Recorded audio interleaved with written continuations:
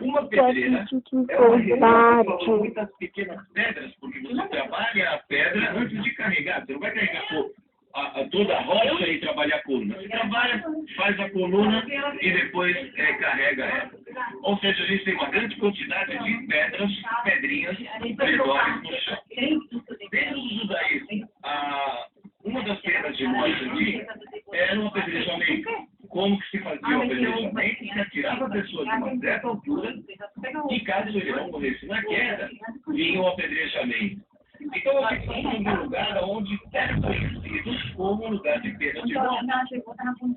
E aqui, quem sabe, foi utilizado o mesmo lugar que já tinha a forma de ser um lugar onde as pessoas vinham para ver os eventos, que era a pena de morte. Aqui também foi a crucificação, num lugar onde tinha a cara, a formação de uma caveira.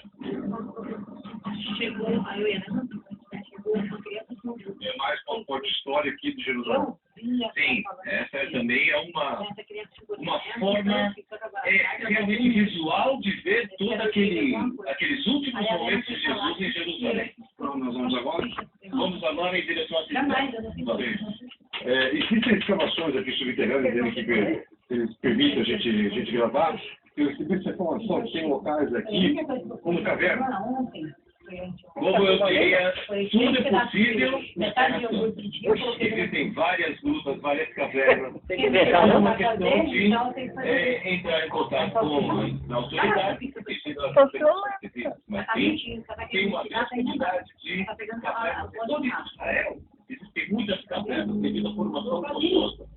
Mas lembrando que aqui em Israel, qualquer tipo de filmagem, gravação, tem que ter autorização. Todo local. Então, nós estamos aqui, a TV Record tem que ter autorização primeiro do Balanço Geral, gravar e vocês caminharem.